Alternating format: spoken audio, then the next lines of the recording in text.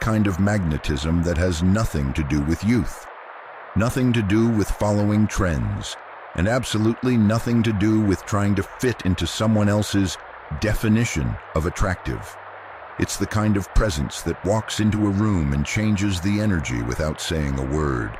It's the confidence that comes from decades of experience, the wisdom that can't be faked, and the authenticity that stops people in their tracks. This isn't about playing games or using manipulation tactics. This is about 7 powerful habits that make a mature woman absolutely irresistible. And once you understand them, you'll see why the most captivating women aren't the ones trying the hardest to be noticed. They're the ones who have mastered the art of being genuinely, unapologetically themselves. Welcome back to The Heart Code, where we explore the psychology of attraction, relationships, and personal power. If you're a woman over 40 who's ready to step into your most magnetic self, or if you simply want to understand what makes truly confident women so captivating, you're in exactly the right place.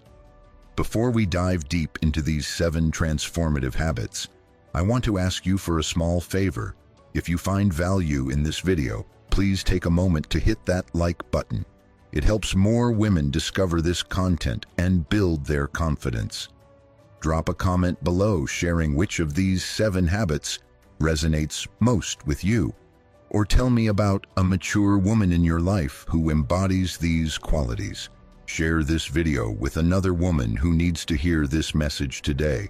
And if you haven't already, subscribe to this channel and turn on notifications so you never miss our content about building authentic confidence and creating the relationships you deserve. For those who want to go the extra mile in supporting this channel and helping us create more empowering content for women, consider supporting us with super thanks. Your contribution helps us continue this important work of helping women recognize their inherent worth and power. Now, let's explore these 7 habits that transform a mature woman from simply attractive to absolutely irresistible. Habit number 1. She owns her story without apology. The first habit that makes a mature woman irresistible is perhaps the most powerful and the most misunderstood. It's the ability to own your entire story, every chapter, every mistake, every triumph, every scar, without filtering it through someone else's judgment or diluting it to make others comfortable. This isn't about oversharing or making your past the centerpiece of every conversation. It's about having made peace with who you've been, what you've survived, and how those experiences have shaped the woman you are today. Think about the difference between a woman who apologizes for her past and a woman who acknowledges it as the foundation of her strength. When someone asks about your divorce, your career change at 50, your decision to start over in a new city, or your unconventional life choices, the irresistible woman doesn't shrink. She doesn't launch into defensive explanations or minimize her experiences to make them more palatable. She simply owns them. She might say something like, "Yes, that marriage ended, and it taught me exactly what I will and won't accept in a relationship." Or, "I spent 20 years in a career that wasn't right for me, and now I'm building something that actually matters to me." There's no shame, no excessive explanation, just simple ownership. This habit is irresistible because it signals something profoundly attractive: emotional maturity and self-acceptance. In a world where so many people are still running from their past, still trying to pretend they're someone they're not, still performing for an imaginary audience, a woman who simply is who she is becomes magnetic. She's not trying to convince you of anything. She's not performing innocence or perfection. She's just standing in her truth, and that authentic presence is incredibly powerful. But here's what this habit is not. It's not about being harsh or closed off. It's not about wearing your wounds as armor or using your past pain as a weapon or an excuse. It's not about defining yourself solely by what you've survived or making every conversation about your trauma. The woman who truly owns her story has integrated it. She's processed it, She's learned from it, and now she carries it with the same ease that she carries any other part of her identity. It's simply part of the fabric of who she is, neither hidden nor highlighted, just honestly acknowledged when relevant. The psychology behind why this is so attractive runs deep. Human beings are drawn to authenticity because it feels safe. When someone is comfortable with all parts of themselves, including the parts that society says should be hidden or minimized, it gives others permission to be authentic too. There's no performance to maintain, no facade to uphold, no walking on eggshells, wondering what topics are off limits or what truths might shatter the illusion. A woman who owns her story creates space for real connection because she's offering her real self, not a carefully curated version designed to earn approval. Moreover, owning your story demonstrates a level of self-knowledge and emotional processing that is incredibly rare. Most people spend their entire lives running from uncomfortable truths about themselves. They build elaborate defense mechanisms. They blame others for their circumstances. They minimize their role in their own narrative. They rewrite history to cast themselves as perpetual victims or, conversely, as people to whom nothing bad has ever happened. Both extremes are forms of self-deception, and both create barriers to genuine connection. The mature woman who has done the internal work to own her story has necessarily done deep psychological processing. She's sat with uncomfortable truths. She's acknowledged her mistakes. She's forgiven herself for being human. She's released the need to be perfect in order to be worthy. This internal work shows up in her external presence as a kind of groundedness that people find incredibly compelling. She's not constantly seeking validation because she's already validated herself. She's not defensive because she's got nothing to defend. She's not trying to control how others perceive her because she's secure in how she perceives herself. Let's talk about what building this habit actually looks like in practice. It starts with honest self-reflection and inventory of your life experiences. This doesn't mean dwelling on the past or getting stuck in analysis paralysis. It means taking time to acknowledge the major events, relationships, choices, and turning points that have shaped you. Write them down if that helps. Talk them through with a therapist or trusted friend. The goal is to move from unconscious avoidance to conscious acknowledgement. Next comes the processing phase. This is where you extract meaning and lessons from your experiences. What did that failed business teach you about resilience? What did that toxic relationship show you about your boundaries or lack thereof? What did that period of financial struggle reveal about your resourcefulness?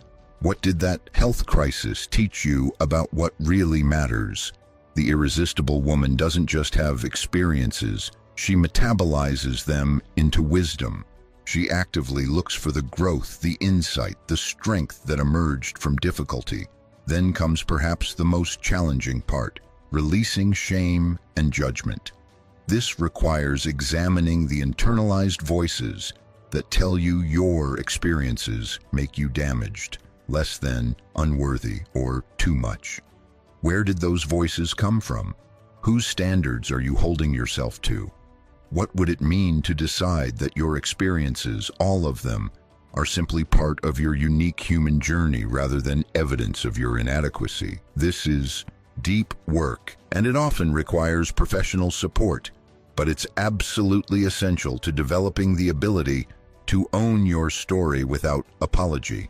Finally, practice sharing appropriately.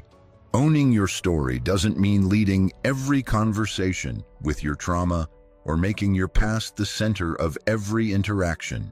It means being comfortable mentioning relevant experiences naturally, without shame or excessive detail. If someone asks if you've ever been married, you can simply say yes and you're divorced now, without launching into a 20-minute explanation or, conversely, changing the subject in obvious discomfort. If your career path comes up, you can mention the transitions you've made without apologizing for not having a linear trajectory. The key is ease and appropriateness, sharing what's relevant to the current conversation without either hiding or oversharing. One of the most beautiful aspects of this habit is how it changes your relationship with judgment, both from yourself and others. When you fully own your story, other people's judgments lose their power.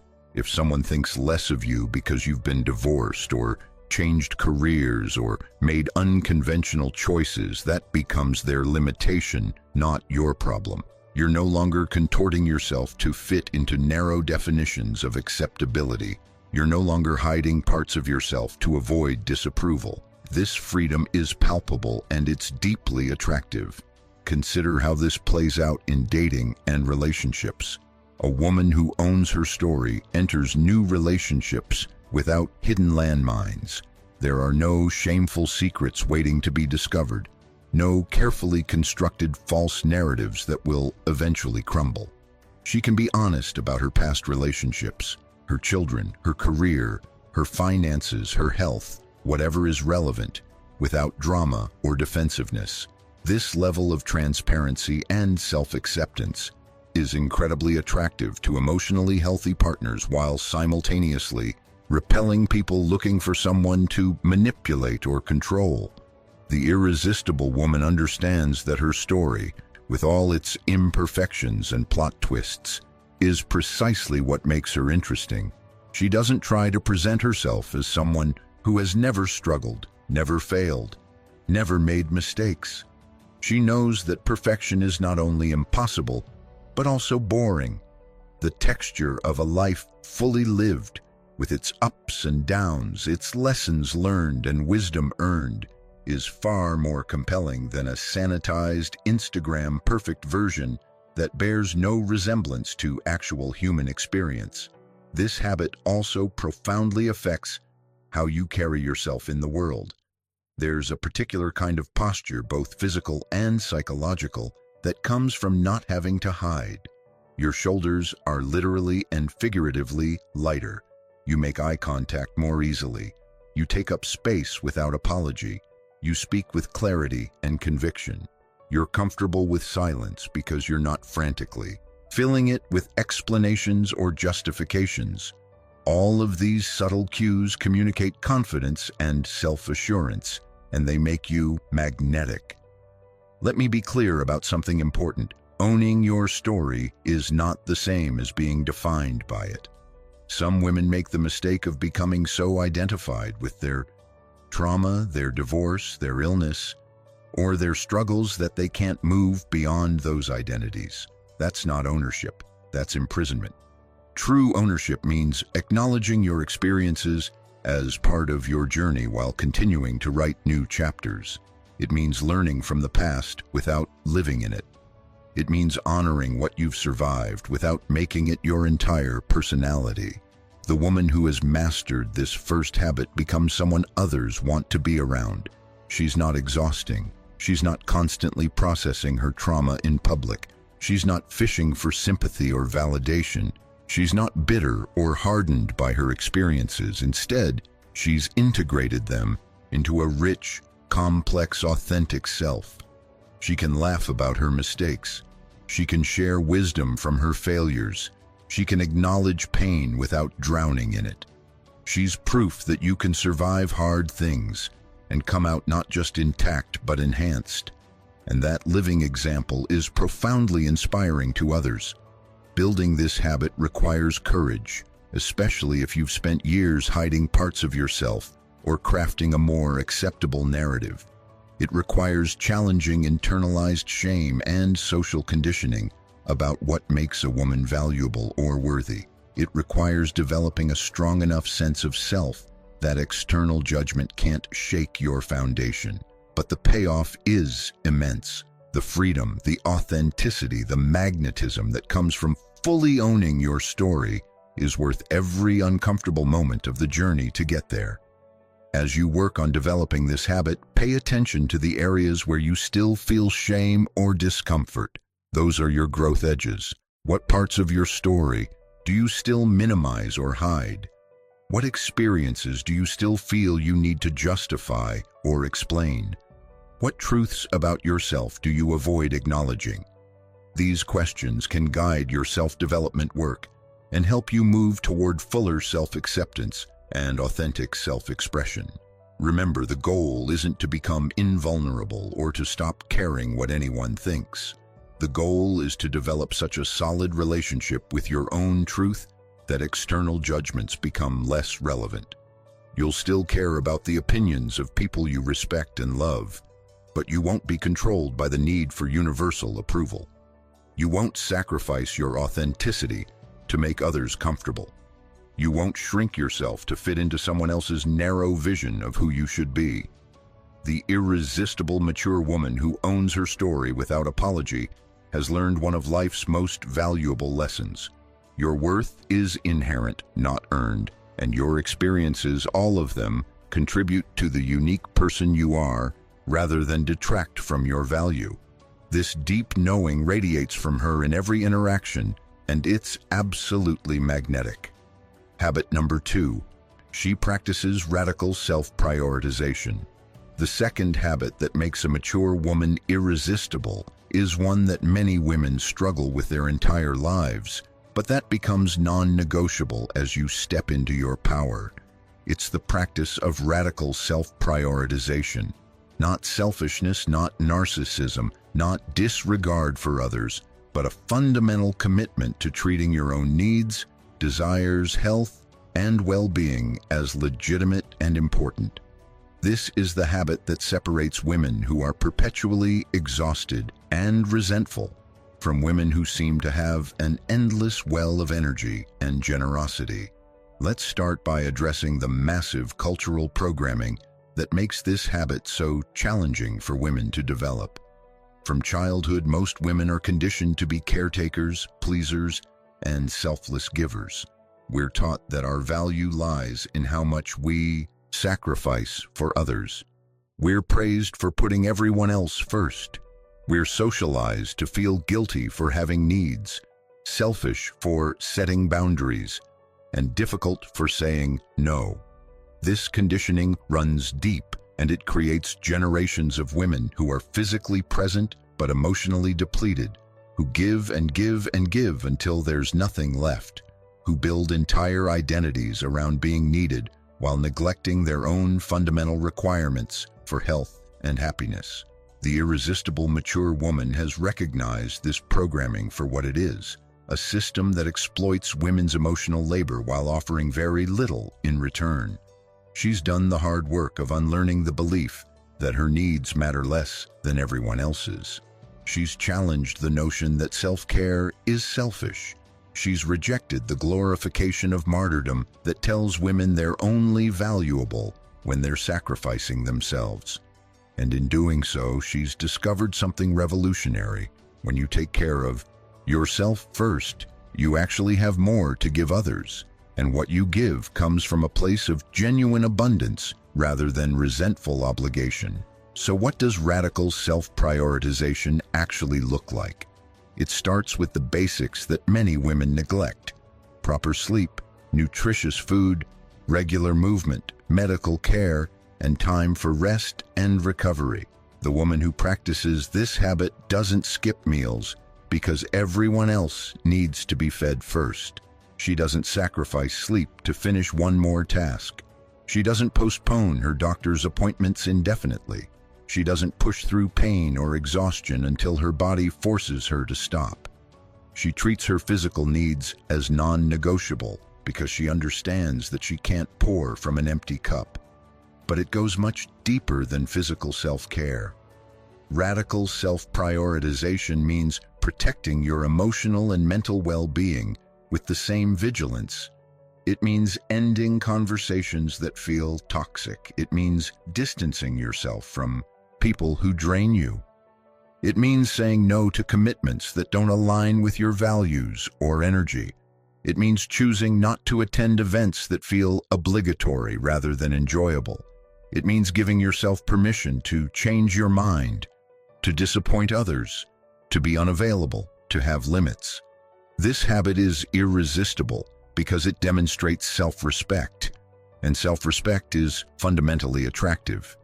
When a woman shows through her actions that she values herself, that she believes her needs are legitimate, that she won't sacrifice her well-being for approval or to avoid conflict, she commands respect from others.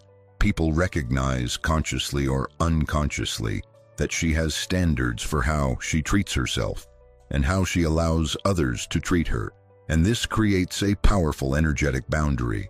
Moreover, women who practice radical self-prioritization tend to be more pleasant to be around. This might seem counterintuitive if you believe that prioritizing yourself makes you selfish or difficult, but it's absolutely true. Think about it. A woman who is well-rested, well-fed, emotionally regulated, and operating within her capacity is naturally more patient, generous, creative, and engaged. She's not running on fumes and snapping at everyone. She's not resentful about all the things she's doing that she doesn't want to do. She's not quietly keeping score of everything she sacrifices. She's genuinely available for connection because she's not depleted. The psychology behind this is clear. Burnout and resentment are relationship killers. When you consistently neglect your own needs to meet everyone else's, you build up resentment that eventually seeps out in passive-aggressive behavior, emotional withdrawal, or outbursts. You might not consciously realize you're angry about always putting yourself last, but it affects everything. Your tone becomes sharp. Your patience runs thin. You stop being able to enjoy the very relationships you're sacrificing yourself for. You become a martyr, and martyrs, despite the cultural glorification, are actually quite unpleasant to live with. In contrast, the woman who takes care of herself first shows up to her relationships and responsibilities as her best self. She has energy for the people and projects she cares about because she hasn't depleted herself on obligations she resents. She can give generously because she's giving from overflow, not from scarcity. Her yes means yes, and her no means no, so people trust her communication. She doesn't build up toxic resentment and then explode. She addresses issues as they arise because she's paying attention to her internal signals rather than suppressing them. Let's talk about boundaries because they're the operational system of radical self-prioritization. Boundaries are simply the limits you set to protect your physical, emotional, mental, and spiritual well-being. They're not walls designed to keep everyone out. They're parameters that define what you will and won't accept, what you will and won't do, what you need to feel safe and respected. The mature woman who has developed this habit has clear boundaries, communicates them directly, and enforces them consistently. This might look like telling your adult children that you're not available for daily crisis management anymore. It might mean informing your partner that you need 2 evenings a week for your own interests. It might involve telling your boss that you don't check email after work hours. It might mean declining to host every holiday. It might involve ending friendships that feel one-sided. Whatever the specific boundaries, what matters is that they reflect your actual needs and limits, not what you think you should be able to tolerate. One of the most powerful aspects of this habit is how it changes the quality of your relationships. When you practice radical self-prioritization, you naturally filter out people who are only interested in what they could take from you. The takers, the users, the energy vampires, they fall away because you're no longer an easy target. You're no longer endlessly available. You're no longer willing to be depleted for their benefit. This can feel scary at first, especially if you've built your identity around being needed, but it's actually incredibly freeing. What remains after this natural filtering are relationships based on mutual respect and genuine care. The people who stay are those who value you as a whole person, not just as a resource. They're people who appreciate your boundaries because they have their own. They're people who support your self-care because they understand that healthy individuals create healthy relationships. These are the connections worth nurturing, and when you're not exhausted from managing taker relationships, you have so much more energy for these authentic bonds. The irresistible woman also practices self-prioritization in how she spends her time and energy. She's not trying to be everything to everyone. She's not accepting every invitation, joining every committee, or volunteering for every project. She's strategic and selective about where she invests herself. She asks, does this align with my values? Does this energize or deplete me? Is this something I genuinely want to do or something I think I should do? Will I resent this commitment? These questions help her make choices that support her well-being rather than drain it. This selectivity extends to her goals and aspirations. The mature woman who practices this habit has learned to distinguish between what she genuinely wants and what she thinks she's supposed to want based on social conditioning, family expectations, or comparison with others. She's given herself permission to want what she wants, even if it's unconventional. She's stopped pursuing goals that don't actually matter to her just because they'd look impressive. She's focused her energy on what genuinely lights her up, and this focus makes her more successful and fulfilled in her chosen areas. Let's address the guilt that often accompanies this habit, especially for women. You've been socialized to feel guilty for prioritizing yourself.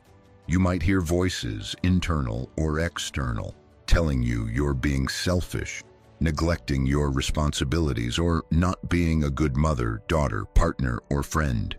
This guilt is often the biggest obstacle to developing this habit, and it requires direct confrontation. The truth is, you are not responsible for everyone else's happiness, comfort, or success. You are not obligated to sacrifice yourself to meet everyone else's needs. You are not selfish for having limits, for needing rest, for wanting time alone, for saying no, for disappointing others. These beliefs might be deeply ingrained, but they're not true, and they don't serve you.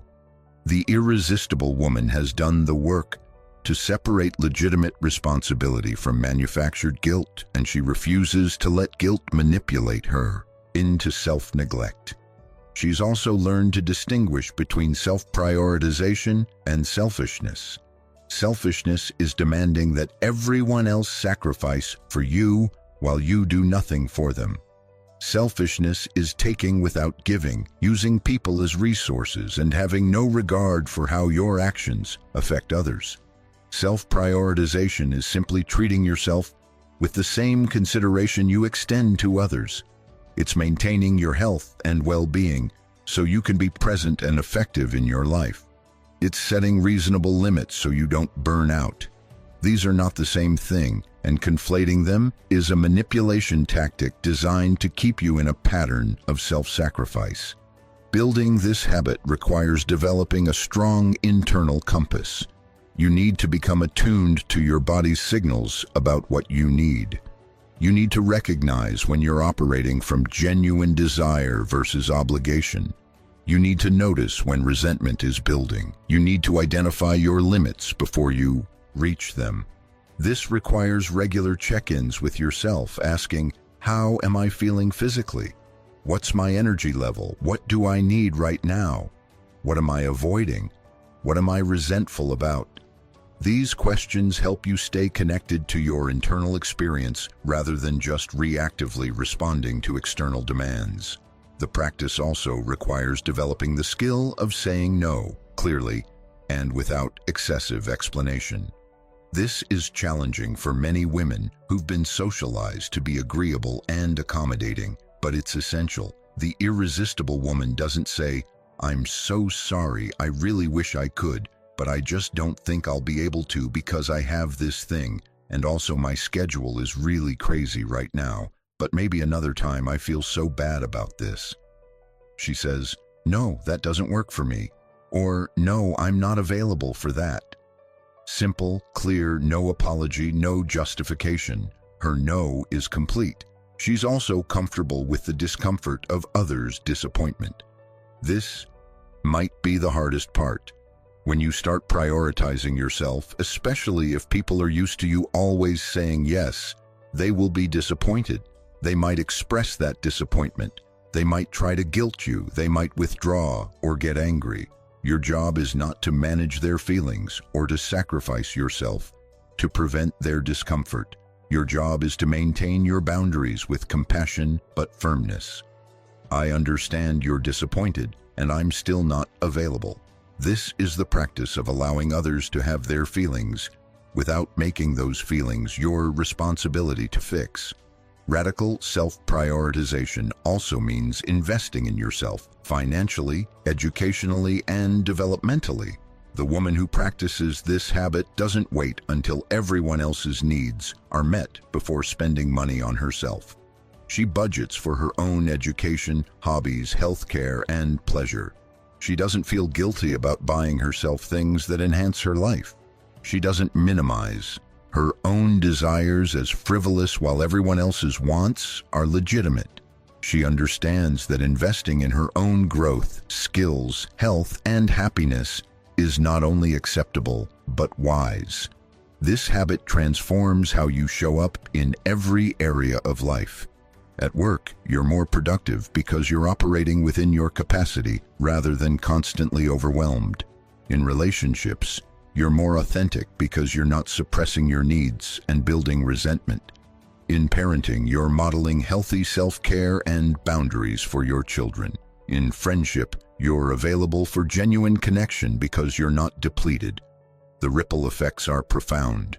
The irresistible quality of this habit comes from the self-respect and centeredness it creates. There's something deeply attractive about a woman who knows her worth, respects her needs, and doesn't negotiate on her well-being. She's not desperate for approval because she approves of herself. She's not trying to earn love through self-sacrifice because she knows her inherent worthiness. She's not afraid of setting boundaries because she values peace more than she fears conflict. This groundedness is magnetic. As you develop this habit, you'll likely face resistance, both internal and external. You'll encounter your own conditioning, telling you to put yourself last. You'll face people who benefited from your self-neglect and who want you to go back to that pattern. You'll have moments of doubt where you wonder if you're being too much, too demanding, too selfish. In those moments, come back to this truth. You have one life, one body, one reservoir of energy and time. How you choose to spend those precious resources matters. Spending them all on everyone else while neglecting yourself is not noble. It's unsustainable. Prioritizing your own well-being is not selfish. It's essential. The mature woman who practices radical self-prioritization becomes a model for others, especially younger women who are still trapped in the people-pleasing, self-sacrificing pattern. She shows them that it's possible to be caring and generous while also having firm boundaries. She demonstrates that you can love deeply without losing yourself. She proves that self-respect and healthy relationships are not mutually exclusive, but actually mutually reinforcing. This modeling is part of what makes her so attractive. She's living proof that there's another way. Habit number 3. She cultivates genuine curiosity about life and others. The third habit that makes a mature woman irresistible is one that keeps her perpetually engaged with life and deeply connected to the people around her. It's the cultivation of genuine curiosity about life, about ideas, about the world, and especially about other people. This isn't the performance of interest or the polite questions you ask because social convention requires it.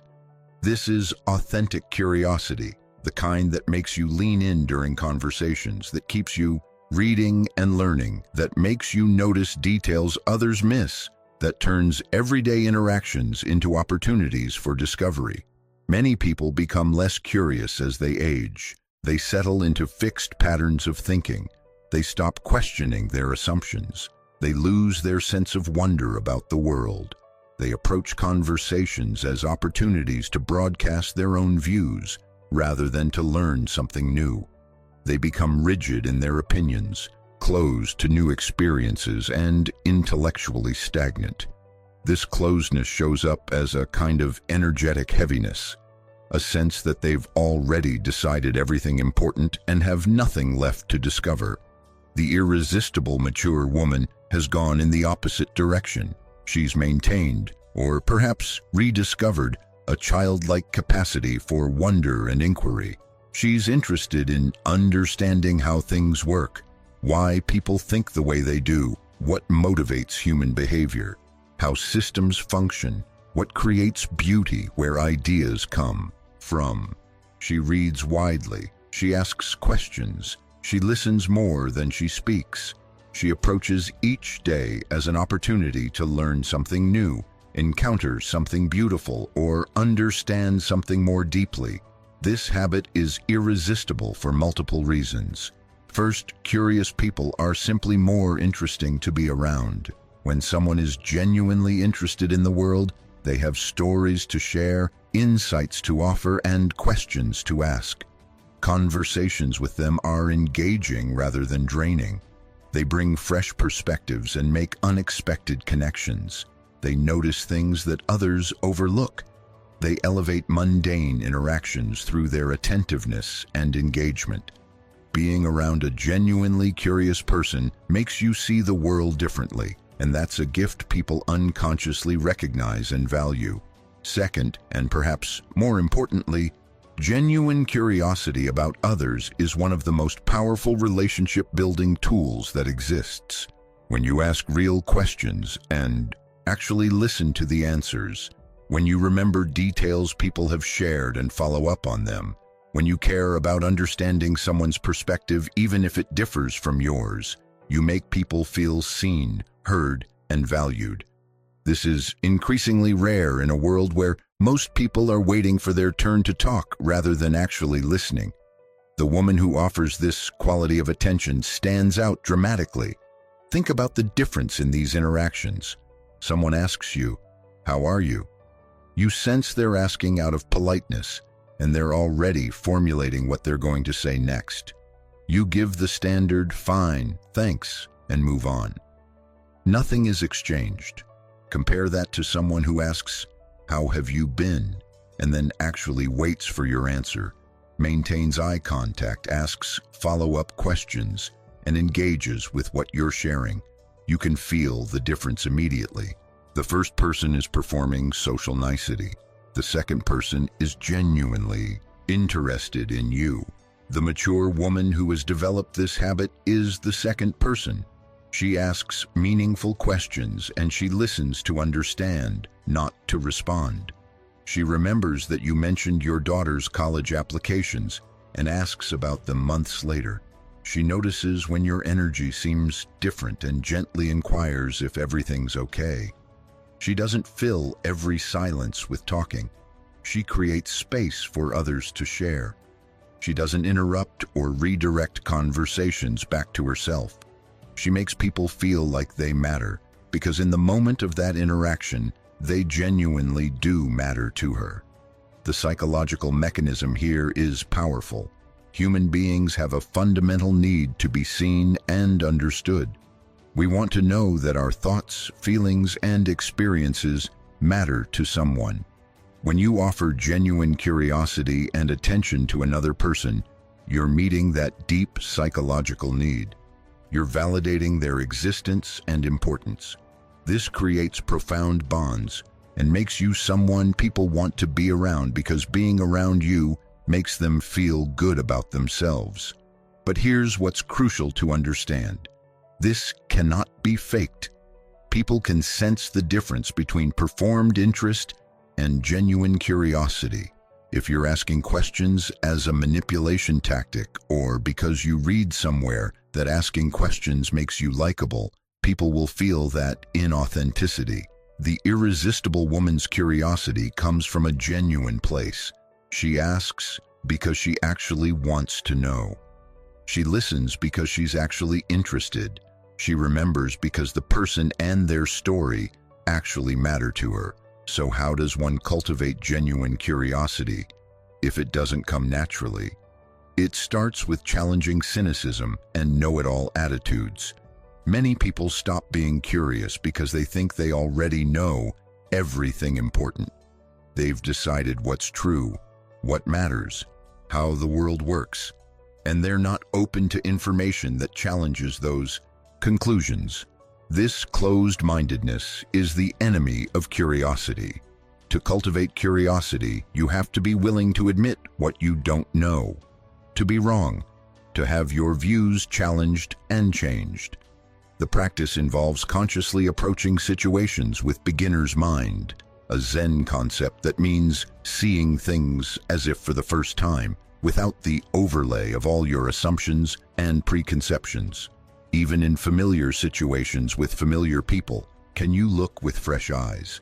Can you ask a question you've never asked before? Can you listen for something you haven't heard previously? This kind of attention requires presence and intentionality, but it transforms both your experience and others' experience of you. Curiosity about life means being a perpetual student. The irresistible mature woman doesn't think she's learned everything she needs to know. She takes classes, reads books outside her usual genre, travels to new places, tries new activities, exposes herself to different perspectives. She might learn a new language at 60, take up painting at 55, study philosophy at 65.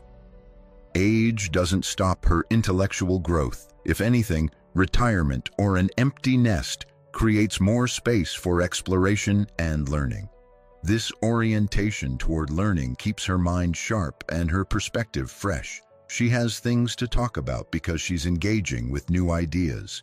She has enthusiasm and energy because she's regularly stimulated and challenged.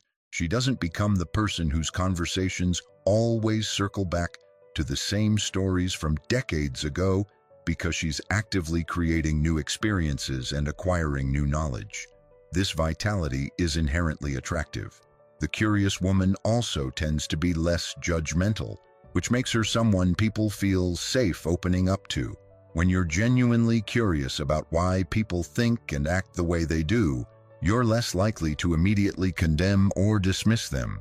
You want to understand the context, the motivations, the experiences that shaped their perspective.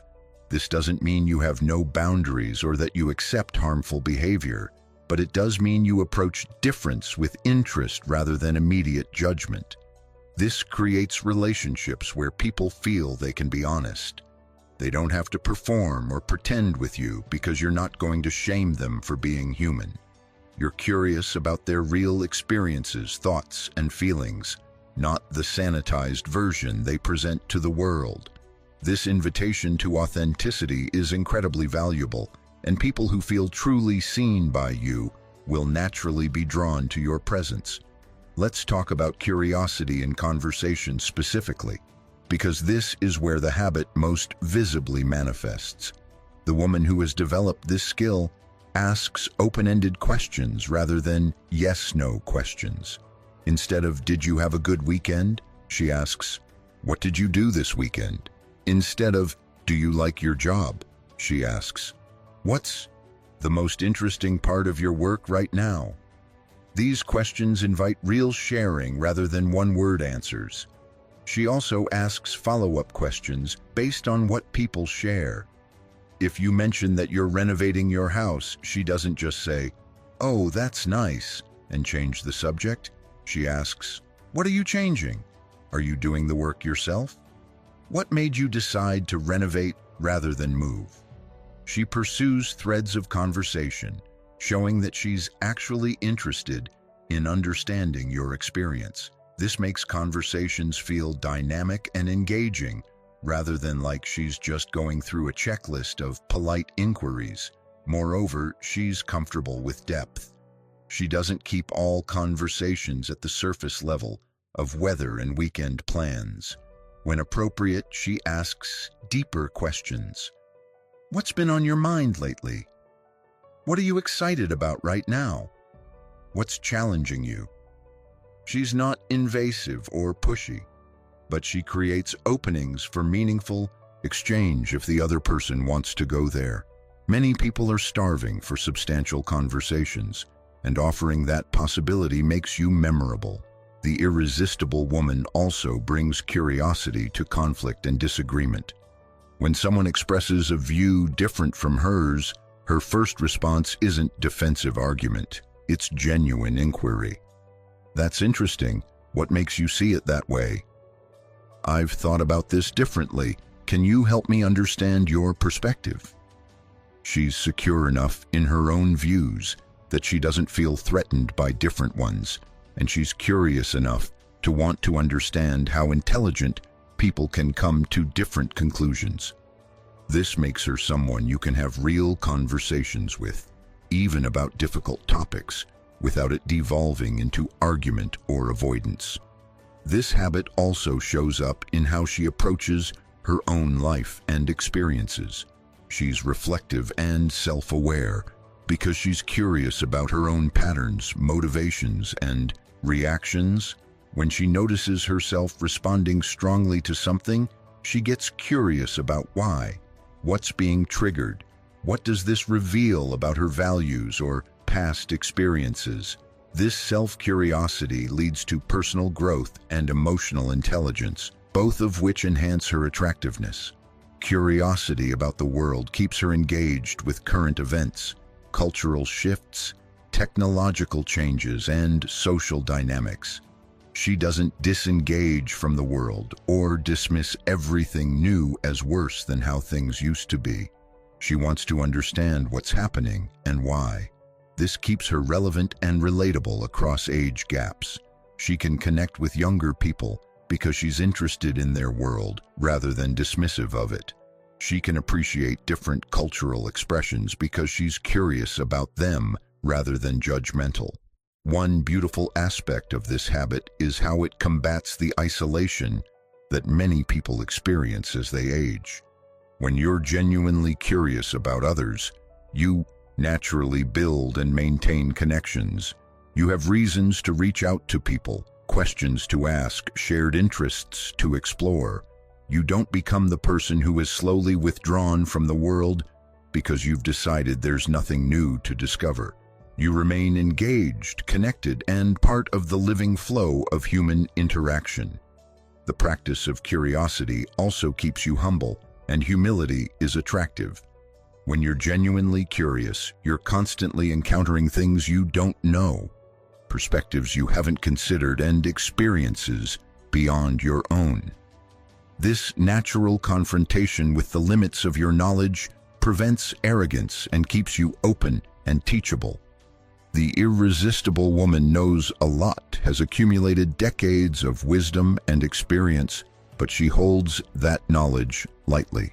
She's always willing to learn more, to be corrected, to discover she was wrong about something. Building this habit in practical terms means consciously choosing curiosity over assumption.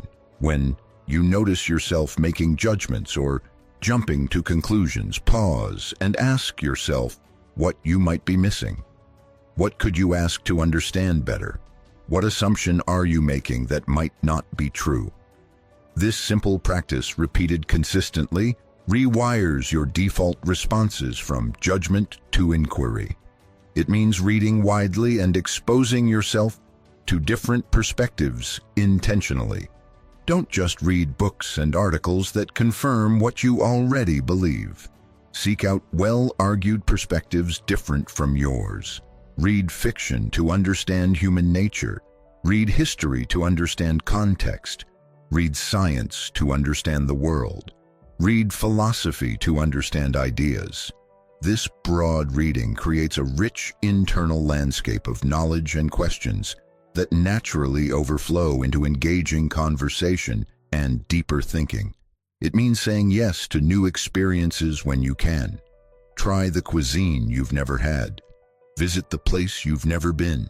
Take the class that sounds interesting. Attend the event outside your usual circle. Every new experience is data. Every new person you meet is a potential teacher. Every unfamiliar situation is an opportunity to learn something about yourself or the world. This orientation toward experience keeps life interesting and keeps you interesting. The irresistible mature woman who cultivates genuine curiosity becomes a person of depth and substance. She's not one-dimensional or predictable. She's constantly evolving, learning, questioning, and exploring. Conversations with her are never boring because she's interested in so many things and curious about your interests too. She makes you think about things differently. She introduces you to ideas and perspectives you hadn't considered. She remembers you and what matters to you, which makes you feel valued. This habit is perhaps one of the most sustainable sources of attractiveness because it actually gets better with age. A 25-year-old might be curious, but she hasn't had decades to accumulate knowledge, experiences, and patterns to notice. The mature woman's curiosity is enriched by her life experience. She can connect dots others can't because she's seen more. She can ask better questions because she understands more about human nature and life's complexities. Her curiosity isn't naive, it's sophisticated, and that makes it even more compelling. Habit number 4, she maintains her own passions and pursuits. The fourth habit that makes a mature woman irresistible is perhaps one of the most visible and energetically powerful. It's the maintenance of her own passions, pursuits, interests, and goals, entirely independent of her relationships, family responsibilities, or anyone else's approval. She has things she does just because they light her up, skills she's developing because they fascinate her, projects she's working on because they matter to her. She has her own life, and that independent vitality makes her magnetic. Many women, especially those who came of age when women were primarily defined by their relationships to others as wives, mothers, daughters, or caretakers, lose themselves in the process of caring for everyone else. They sublimate their own interests to support their partner's career, their children's activities, their aging parents' needs. They spend decades building everyone else's dreams while their own passions and talents lie dormant. By the time the kids leave home or the relationship ends or retirement comes, they look around and realize they don't know who they are outside of these roles. They have no hobbies, no interests, no pursuits that are purely theirs. The irresistible mature woman has avoided this trap, or she's consciously worked to escape it. She has reclaimed or maintained her own interests. She paints, writes, gardens, plays music, practices yoga, studies languages, volunteers for causes she cares about, runs a book club, competes in triathlons, restores furniture, whatever it is that makes her feel alive and engaged. These aren't activities she does because she should or because someone else wants her to. They're pursuits that genuinely energize and fulfill her. This habit is irresistible for several interconnected reasons. First, passion is inherently attractive. When someone is genuinely excited about something, their energy changes. They light up. They become animated. Their enthusiasm is contagious. Watching someone talk about something they love, whether it's photography or pottery or political activism or playing the cello, is compelling. You can feel the aliveness in them, and that aliveness draws you in. Second, having your own passions creates a full, rich life that doesn't depend on anyone else for meaning or entertainment. The woman who has her own pursuits isn't sitting around waiting for someone to complete her or fill her time. She has things to do, projects to work on, skills to practice, goals to achieve. This independence is attractive because it signals that a relationship with her would enhance your life rather than consume it. She's not looking for someone to be her entire world. She's looking for someone to share her already full world with. Third, maintaining your own passions prevents the enmeshment and loss of self that kills so many relationships. When you have your own interests, you maintain your own identity. You have things to talk about. You have experiences that don't include your partner. You don't need to do everything together or share every moment. This creates the necessary space and independence that actually keeps relationships healthy and vibrant. Paradoxically, having separate interests often brings couples closer because each person remains interesting and has room to breathe. Let's dig deeper into the psychology here. Human beings are attracted to wholeness, not neediness. When you meet someone who has their own life, their own goals, their own sources of joy and fulfillment, you recognize that they're choosing to be with you rather than needing you to complete them. This choice-based relationship is much more solid and attractive than a need-based one. Need-based relationships are fragile because they're built on dependence rather than genuine desire for each other's company. Moreover, when you have your own passions, you're more interesting. You have stories to tell that don't revolve around shared experiences. You have insights from your pursuits. You have challenges you're working through and victories you're celebrating. You bring fresh energy and perspective into the relationship because you have a life outside of it. This keeps things dynamic rather than stagnant. You're both growing and evolving as individuals, which allows the relationship to grow and evolve too. The woman who maintains her own passions also models something important. She shows that it's possible to be committed to relationships while also being committed to yourself. She demonstrates that you don't have to choose between loving others and pursuing your own interests. She proves that you can be a devoted partner, mother, friend, or daughter, while also being a painter, athlete, scholar, activist, or entrepreneur. This integration of roles rather than sacrificing one for the other is powerful. Think about what happens when someone makes their entire identity about being in a relationship. They have no friends outside the relationship. They have no interests that don't include their partner. They organize their entire schedule around the other person's availability. They've essentially made their partner responsible for their happiness, entertainment, and sense of purpose. This is an enormous burden, and it creates pressure and resentment. It also makes them boring because they have nothing to talk about except the relationship itself. In contrast, the woman with her own passions has rich conversations to offer. She can talk about the book she's reading, the play she saw, the pottery class she's taking, the volunteer work she's doing, the trails she hiked, the recipe she's perfecting. She has experiences that are hers alone, and sharing them creates connection without neediness. She invites her partner into her world rather than demanding they be her entire world. This habit also provides protection and resilience. When your identity and happiness depend entirely on a relationship, you're vulnerable. If the relationship ends, you're left with nothing.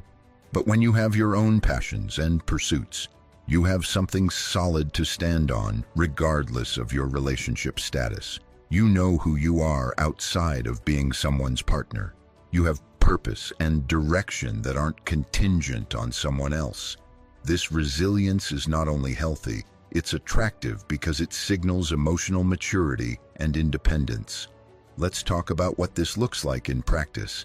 It means blocking out regular time for your pursuits and treating that time as non-negotiable. If you paint on Saturday mornings, that time is sacred.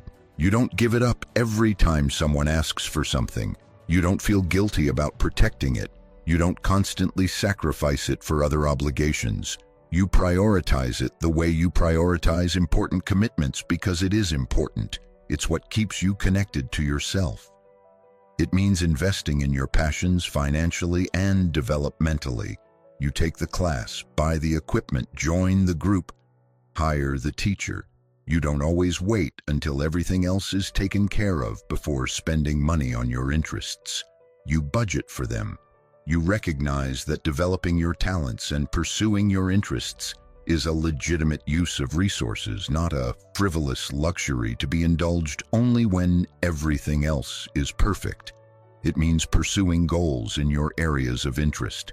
Maybe you're working toward running a marathon, finishing a novel, mastering a piece of music, creating a portfolio of photographs, or building a business.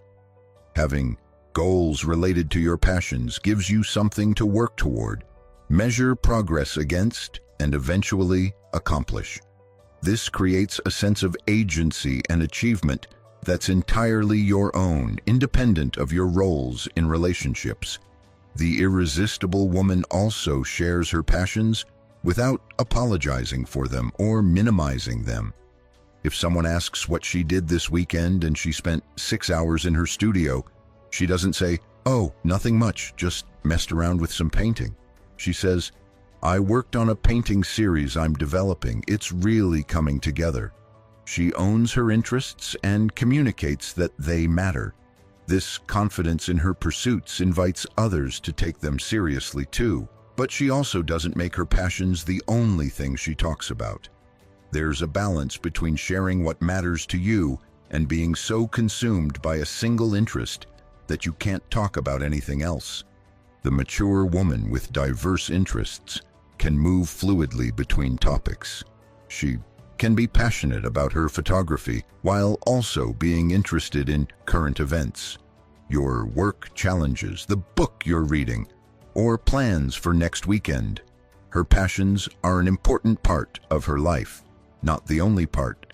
This habit becomes especially important as you age and life transitions happen. Children grow up and leave. Careers end with retirement. Relationships sometimes end through death or separation. If you've maintained your own passions throughout these phases, you have continuity. You have things that ground you when everything else is changing. You're not left wondering who you are or what to do with yourself. You already know. You're the person who does this thing that you love, and that identity persists through all the transitions. Many women discover or rediscover their passions later in life, and that's beautiful too. Maybe you painted in college but gave it up for decades while raising kids. Picking it back up in your 50s isn't too late. It's perfect timing. Maybe you always wanted to learn piano but never had time. Starting at 65 isn't ridiculous, it's admirable. The irresistible mature woman doesn't let age or should-haves stop her from pursuing what calls to her now. There's also something powerful about being a beginner at something as a mature woman. It requires humility to not be good at something, to make mistakes, to be in a learning phase. When you're willing to be a beginner, you're modeling that growth doesn't stop at any age, that it's okay to not be an expert at everything, that the joy of learning is worth the discomfort of not being immediately proficient. This kind of courage and openness to growth is very attractive. The woman who maintains her own passions also tends to be more supportive of others' pursuits because she understands their importance. She doesn't feel threatened when her partner wants time for his interests. She encourages her friends in their goals. She celebrates other people's achievements without jealousy. This generosity comes from having her own sources of fulfillment. She doesn't need to be the center of every story or the most accomplished person in every room. Let's address the guilt and resistance that some women feel around maintaining their own passions. You might hear internal voices or external pressure suggesting that focusing on your interests is selfish, especially if you have family responsibilities. You might feel like you should wait until everyone else's needs are met before you pursue what you want. You might minimize your interests as less important than work, family, or household management. All of these are manifestations of the programming that tells women their needs and desires matter less. The truth is that pursuing your passions doesn't make you selfish or neglectful.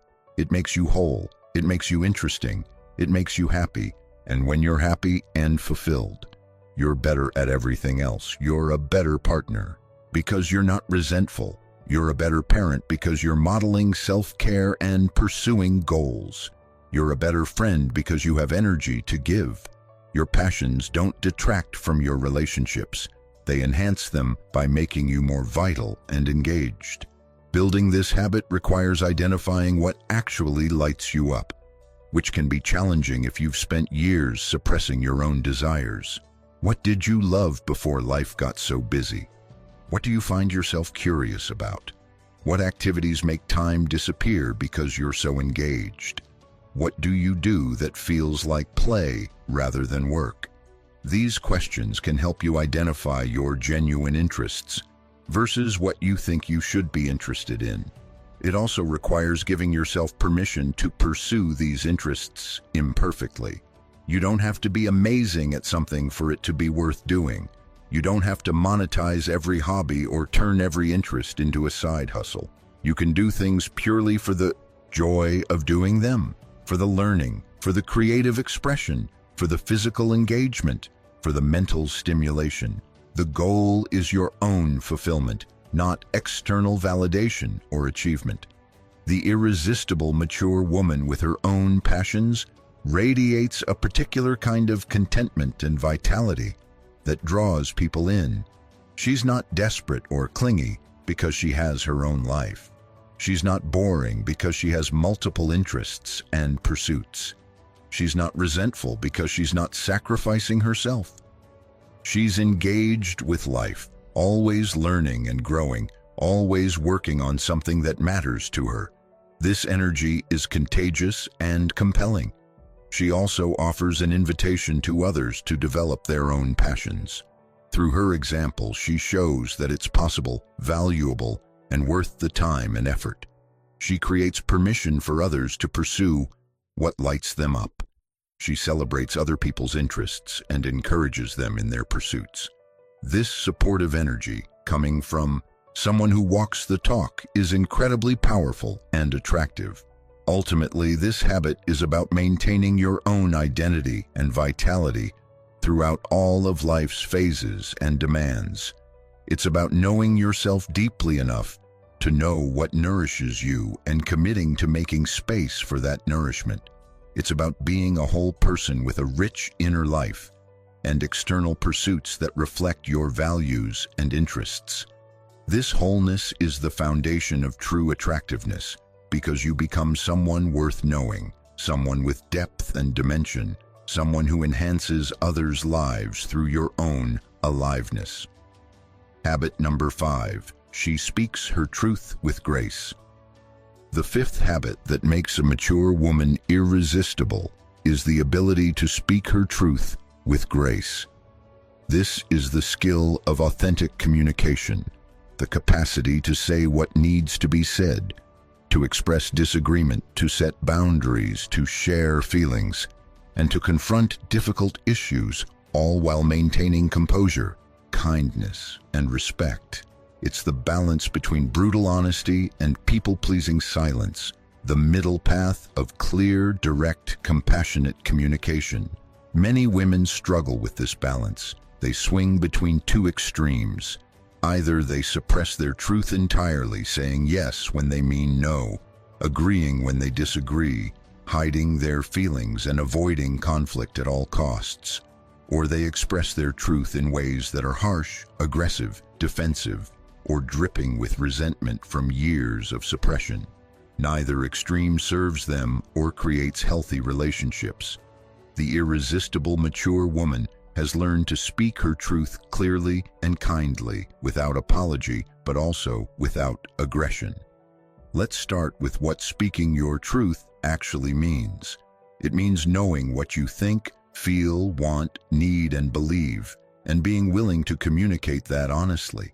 It means not hiding behind vague hints or passive-aggressive comments. It means not expecting people to read your mind or pick up on subtle cues. It means direct, clear communication about your internal experience and your boundaries. I need time alone tonight. I disagree with that assessment. That comment hurt my feelings. I'm not comfortable with that arrangement. Simple, honest statements of truth. The grace part is equally important. Grace means delivering your truth in a way that respects both yourself and the other person. It means being honest without being cruel. It means being direct without being aggressive. It means setting boundaries without attacking. It means expressing anger without verbal violence.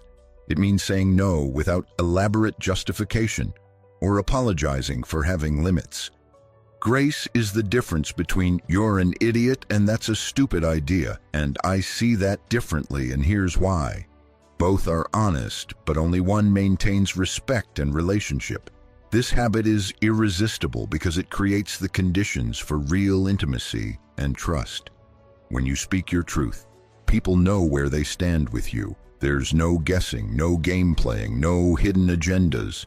They trust that if you're unhappy, you'll say so. If you disagree, you'll share your perspective. If there's a problem, you'll address it. This predictability and honesty creates safety in relationships. People can relax around you because they don't have to decode your communication or wonder what you're really thinking. Moreover, the ability to speak difficult truths with grace demonstrates emotional maturity. It shows you can tolerate discomfort, both your own and others. It shows you value honest communication more than false peace. It shows you respect people enough to be truthful with them, rather than managing them with polite lies. It shows you trust the relationship enough to believe it can handle honesty. All of these signals communicate that you're a safe, mature person to be in relationship with. Think about the psychological impact of being around someone who doesn't speak their truth. You're constantly walking on eggshells, trying to read subtle signals, wondering if they're really okay or just saying they are. You're managing their emotions rather than having honest exchanges. You're dealing with passive-aggressive behavior instead of direct requests. You don't trust their yes because you suspect it might really be a resentful, coerced agreement. This creates anxiety and exhaustion in relationships. In contrast, being around someone who speaks their truth with grace is refreshing and relaxing. When she says she's fine, you can believe her. When she says yes, you know she means it. When she has a problem, she tells you directly rather than punishing you with silent treatment or dropped hints. This directness eliminates so much unnecessary stress and drama. It creates efficient, clean communication where issues get resolved rather than festering. The mature woman who has developed this skill understands something crucial. Difficult conversations are uncomfortable in the moment, but avoiding them creates far more pain in the long run. Suppressing your truth might keep the peace temporarily, but it builds resentment, creates distance, and eventually explodes in ways much more damaging than having had the difficult conversation early on. She's willing to have the awkward moment, the uncomfortable exchange, the hard conversation because she knows it's the only path to authentic relationship. Let's talk about what this looks like practically. It starts with knowing your truth, which requires self-awareness. You need to be in touch with your feelings, your needs, your boundaries, your values. This means regular check-ins with yourself asking, how am I really feeling about this? What do I actually want? What's bothering me? What do I need? Many people skip this step and try to communicate before they even know what their truth is, which leads to confused, unclear messages. Once you know your truth, the practice is to communicate it clearly and directly. This often means using I statements that take ownership of your experience. I feel frustrated when plans change at the last minute. I need more advance notice for social commitments. I don't want to lend money in this situation. I'm not interested in discussing that topic. These statements are clear, direct, and owned. They don't blame, attack, or manipulate. They simply state the speaker's truth. The grace component often involves choosing your timing and tone carefully.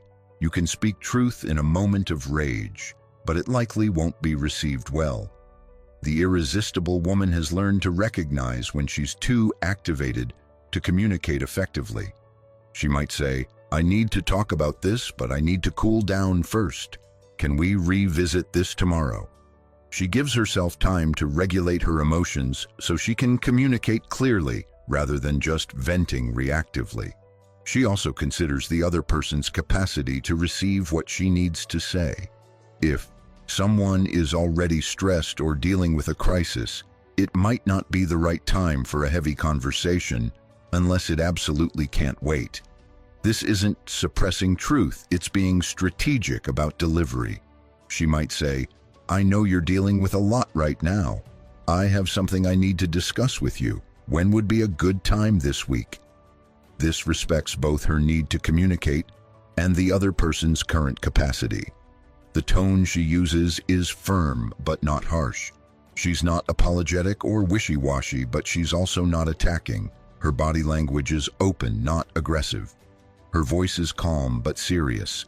She makes eye contact. She doesn't yell, but she also doesn't whisper or hedge.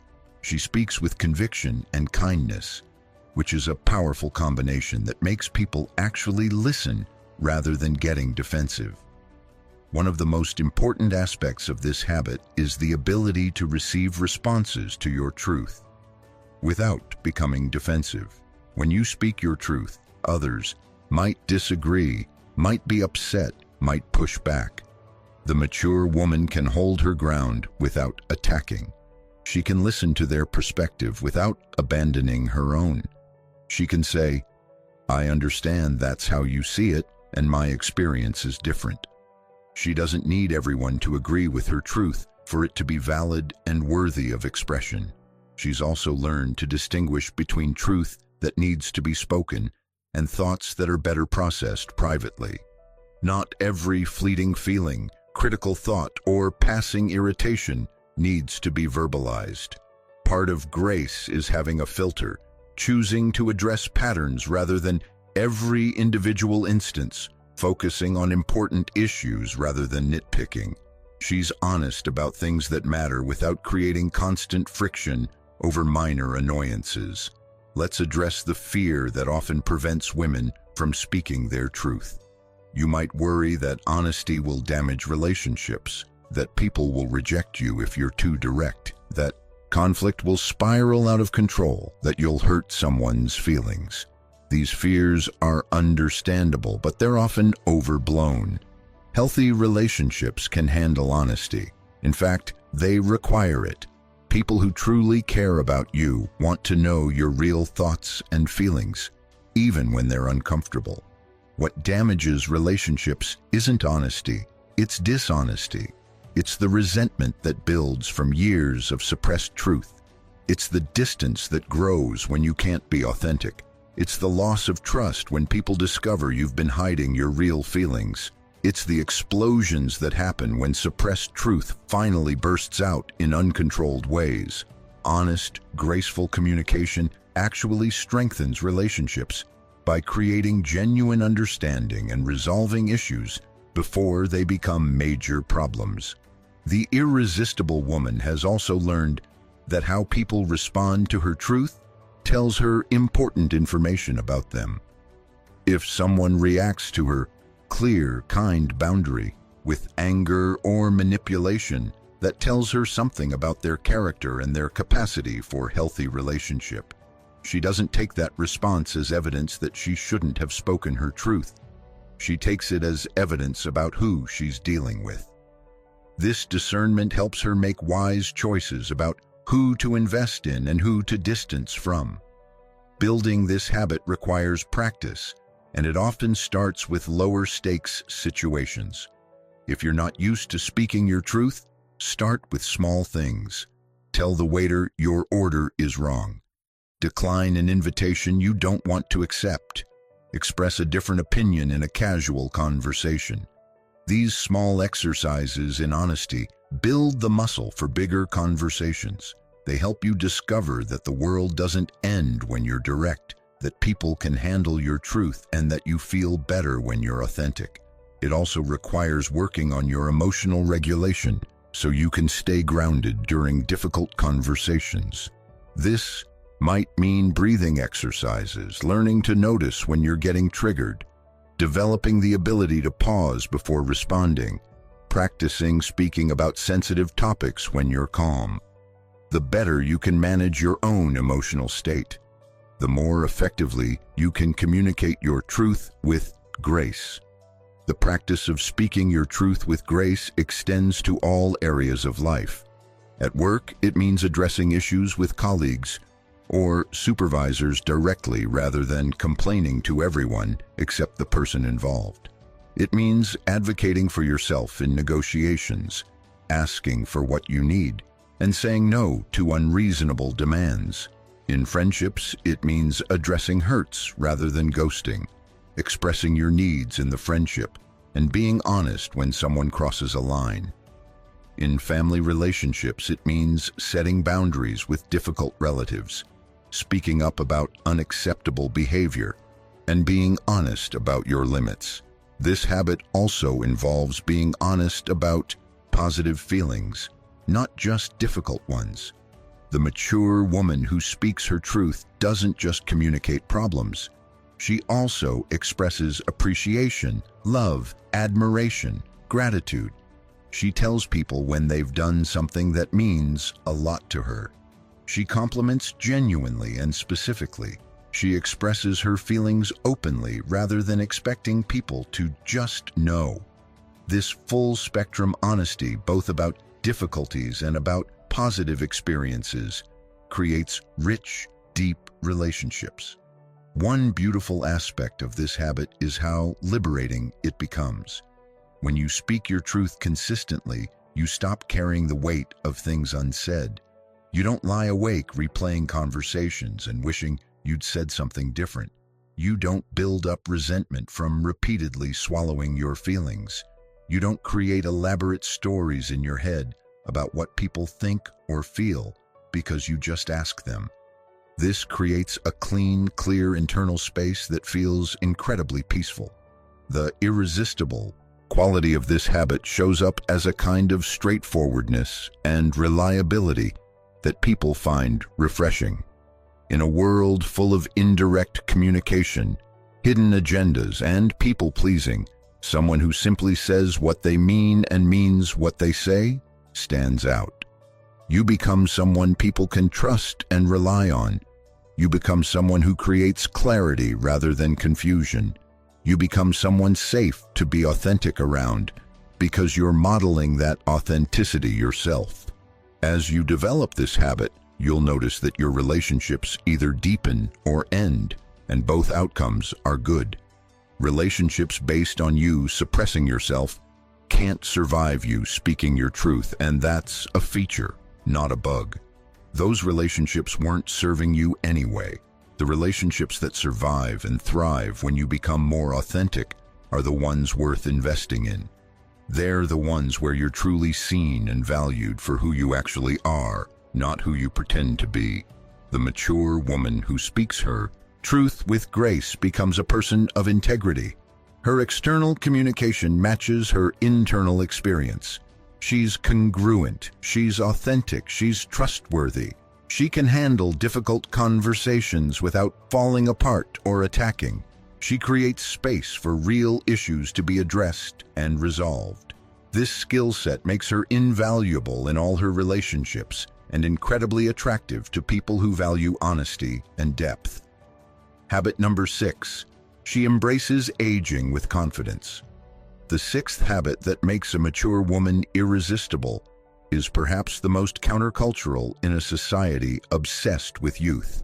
It's the ability to embrace aging with confidence, to see the years as accumulation rather than deterioration, to appreciate the wisdom, freedom, and perspective that come with age, rather than mourning the loss of youth. This isn't about giving up on caring for yourself or letting yourself go. It's about refusing to internalize the cultural narrative that says your value decreases with every birthday and instead claiming the power and beauty that exists in being fully, unapologetically your age. Let's be honest about the cultural context we're operating in. Women are bombarded with messages that youth equals value, that aging is something to fight, prevent, reverse, or hide at all costs. The beauty and fashion industries make billions selling the promise of looking younger.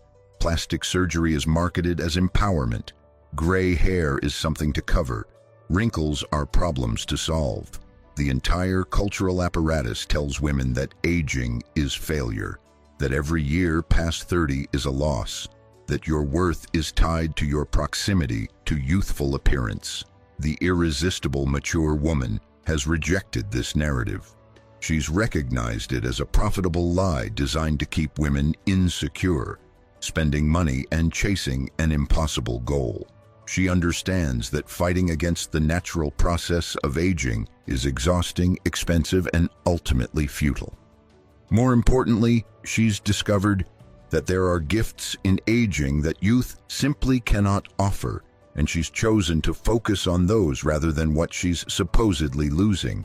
This habit is irresistible because confidence is always attractive, and confidence in the face of cultural pressure to feel ashamed is especially powerful. When a woman walks into a room comfortable in her aging body, proud of her gray hair or her wrinkles that tell the story of decades of laughter and concern, secure in her worth despite not looking 25, she radiates a kind of self-assurance that stops people in their tracks. She's not performing for the male gaze. She's not competing in the Youth Olympics. She's simply being herself, and that authenticity is magnetic. Moreover, the woman who embraces aging demonstrates a psychological strength and independence from external validation that is incredibly attractive. She's not basing her worth on whether others find her conventionally attractive. She's not seeking constant reassurance that she still looks good for her age. She's not anxiously monitoring every new wrinkle or gray hair as evidence of her declining value. She's defined her own standards and she's comfortable in her own skin. This internal security is far more attractive than any amount of strategic anti-aging products. Think about the difference in energy between a woman who is fighting her age and a woman who is embracing it. The first woman is anxious, self-conscious, constantly comparing herself to younger women, worried about being perceived as old, spending enormous time and money and mental energy trying to look younger. She can't enjoy the present because she's mourning the past. She's focused on what she's losing rather than what she's gaining. The second woman who embraces her age is relaxed, comfortable, present. She's not wasting energy on futile battles. She's not obsessing over things she can't control. She's appreciating what she has now, the wisdom, the experience, the freedom, the clarity, the confidence, the lack of need for approval. She's focused on living fully rather than looking young. She's engaged with what matters rather than distracted by superficial concerns. This peace and presence is incredibly attractive. Let's talk about what it actually means to embrace aging with confidence. It starts with challenging and rejecting the ageist narratives you've internalized. When you notice yourself thinking that you're too old for something, ask yourself, who says? According to whom? When you catch yourself apologizing for your age or your appearance, ask yourself why. When you find yourself envying younger women, interrogate what you actually think they have that you don't. Most of the time, you'll discover that the beliefs driving these thoughts aren't even yours. They're absorbed from a culture that profits from your insecurity. It means developing a realistic and appreciative view of what aging actually brings. Yes, there are challenges. Bodies change. Energy levels might shift. Recovery takes longer. But there are also extraordinary gifts. Emotional regulation improves. You care less about others' opinions. You have clarity about what matters. You're free from the insecurities and uncertainties that plague youth. You have decades of experience to draw on. You've survived things that seemed impossible and learned you're stronger than you knew. These are substantial advantages that youth simply cannot offer. The woman who embraces aging also takes care of herself from a place of love rather than fear. She exercises because it feels good and keeps her strong, not because she's terrified of gaining weight. She eats well because she wants to feel energized and healthy, not because she's trying to maintain some arbitrary beauty standard. She gets enough sleep because she values how she feels when she's rested, not because she's trying to prevent wrinkles. The motivation shifts from external validation to internal well-being, and that shift changes everything. She might choose to color her gray, or she might rock her silver. She might dress in styles that flatter her current body, or she might wear whatever makes her happy. She might use skincare, or she might embrace her wrinkles. The key is that she's making these choices for herself, based on what makes her feel good, not based on what she thinks she should do to be acceptable or attractive to others. There's no rule that says you have to stop caring about appearance, but the question is, are you caring from a place of self-expression and self-care, or from a place of fear and shame? This habit involves talking about aging differently. The irresistible woman doesn't constantly make self-deprecating comments about being old. She doesn't apologize for her age or fish for compliments about how good she looks for her age. She doesn't join in when others complain about aging or trash talk older women's appearances. She speaks about her age neutrally or positively, and she shuts down ageist comments when she encounters them. She might say things like, "I'm 65 and I've never felt more confident," or "I love my gray hair, I earned every one," or "These wrinkles are from 50 years of laughter and life." She doesn't say, "I'm 65 but I still work out," or "I'm trying to keep the gray away as long as possible," or "Don't look too closely at these wrinkles." The difference is subtle but profound. One communicates shame and apology. The other communicates pride and acceptance. The psychological mechanism here is powerful. When you embrace something rather than resist it, you free up enormous amounts of mental and emotional energy. The constant vigilance, the anxiety, the self-criticism, the comparison, all of that takes energy. When you let it go and simply accept where you are, that energy becomes available for things that actually matter. You can focus on your relationships, your work, your interests, your growth, your contributions. You're living your life instead of fighting reality. Moreover, embracing aging allows you to be fully present. You're not mentally time traveling, constantly thinking about how you used to look or wishing you were younger. You're here now in this body at this age, living this life. This presence is deeply attractive because present people are engaged, available, and alive in a way that people stuck in the past or anxious about the future simply aren't. The woman who embraces aging also becomes a powerful role model, especially for younger women who are terrified of getting older because they've been sold the narrative that aging equals obsolescence. When you show them that you can be vibrant, relevant, attractive, powerful, and happy in your 50s, 60s, 70s, and beyond, you give them permission to imagine a different future for themselves. You prove that life doesn't end at 30 or 40 or 50. You demonstrate that there's joy and power and beauty at every age. This modeling is part of what makes you attractive to all ages. Younger women want to know you because you represent a future they can look forward to rather than fear.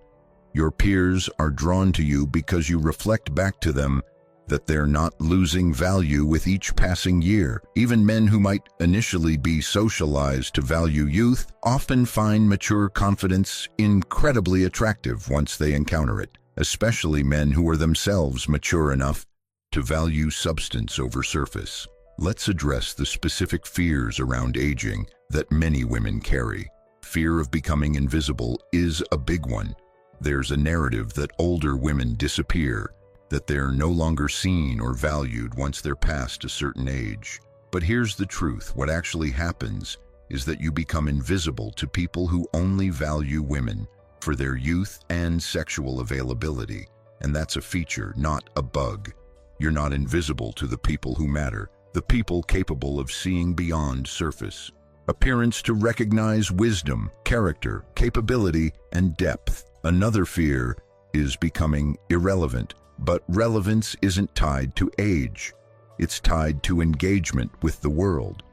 The mature woman who stays curious, who keeps learning, who remains engaged with current issues and evolving culture, who has interests and pursuits, who contributes her skills and wisdom is extremely relevant. Irrelevance comes from disengaging and giving up, not from having birthdays. There's also fear around being attractive or sexually desirable. The culture tells you that sexual attractiveness is the domain of the young, but that's absurd. Sexual attraction is about far more than smooth skin and tight bodies. It's about confidence, self-knowledge, communication, passion, presence, all things that often improve with age. Many women report having the best sex of their lives after 50 because they've finally figured out what they want. They're comfortable asking for it, and they've released the inhibitions and insecurities that plagued their younger years.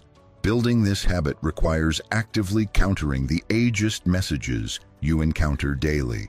When you see an ad for anti-aging products, remind yourself that aging is not a disease that needs curing. When someone compliments you by saying you don't look your age, recognize the inherent insult in the assumption that looking your age would be bad.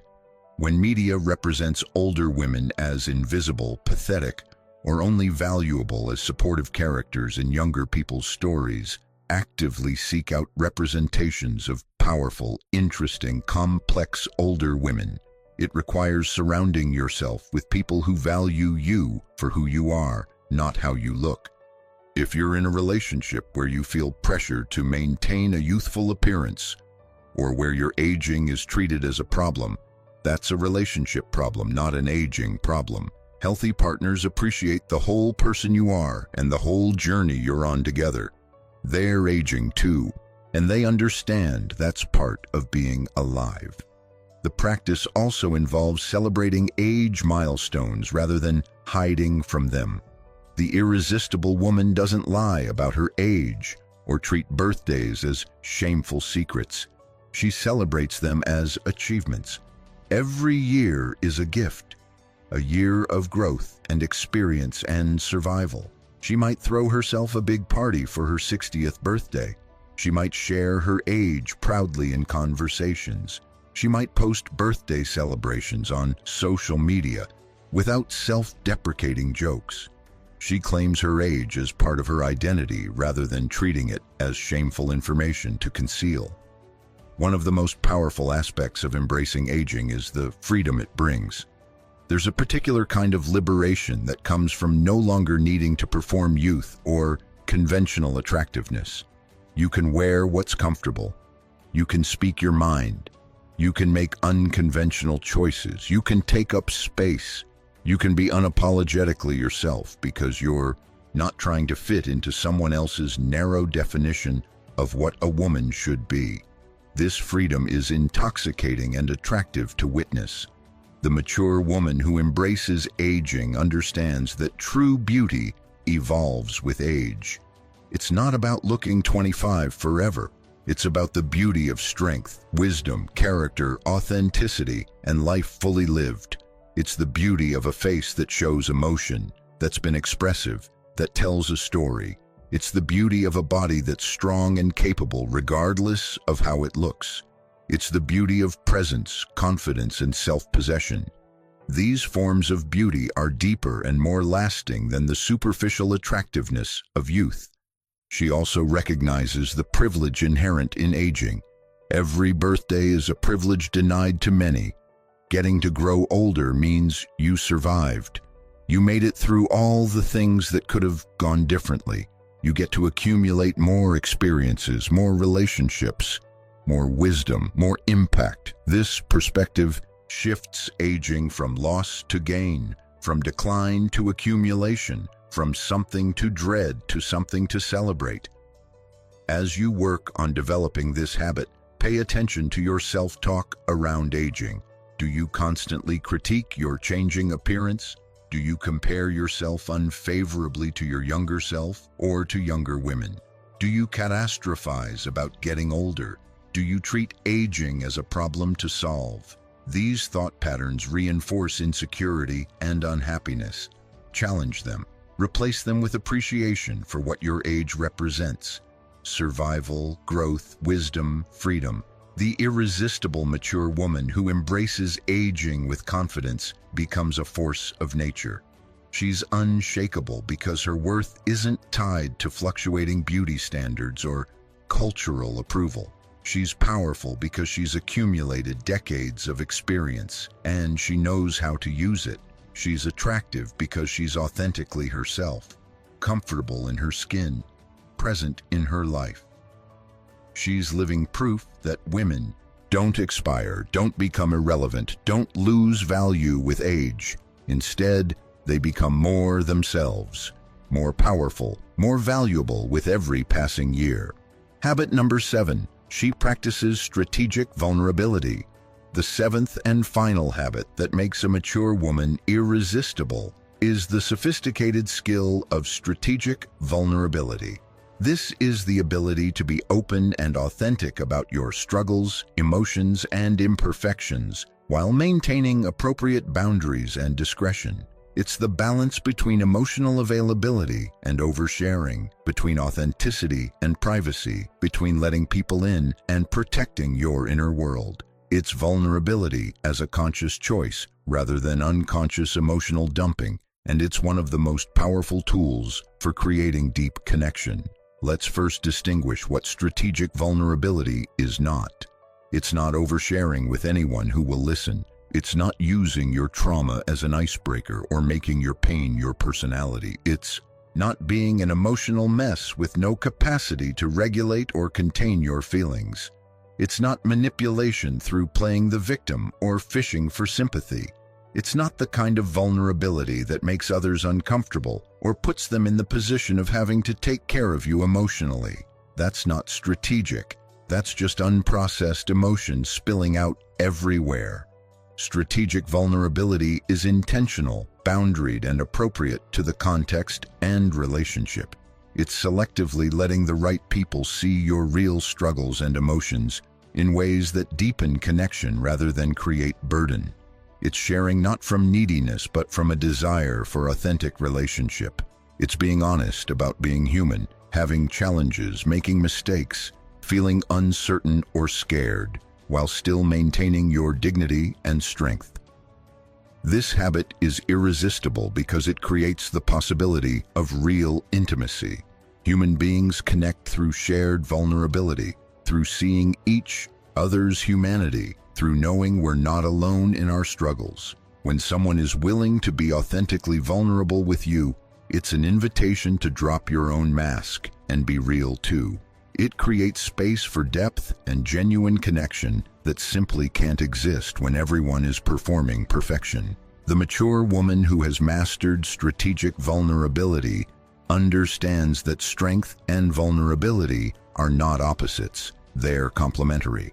It actually takes tremendous strength to be vulnerable, to admit when you don't have all the answers, to share that you're scared or struggling, to ask for help when you need it. Weakness is pretending you're perfect, never admitting mistakes, always having to be the strongest person in the room, never letting anyone see your humanity. True strength includes the capacity to be appropriately vulnerable. Think about people you feel close to in your life. Chances are those are people who have shared something real with you, who have let you see beyond their public persona, who have trusted you with their authentic selves. Now think about people you've known for years but still feel distant from. Often those are people who maintain a perfect facade, who never share anything real, who keep all conversations at surface level. Strategic vulnerability is what bridges that gap between acquaintance and genuine connection. So what makes vulnerability strategic rather than just emotionally uncontrolled? First, it's selective about who you're vulnerable with. Not everyone has earned the right to see your inner world. Not everyone is trustworthy with your emotions. Not everyone has the capacity to hold space for your vulnerability.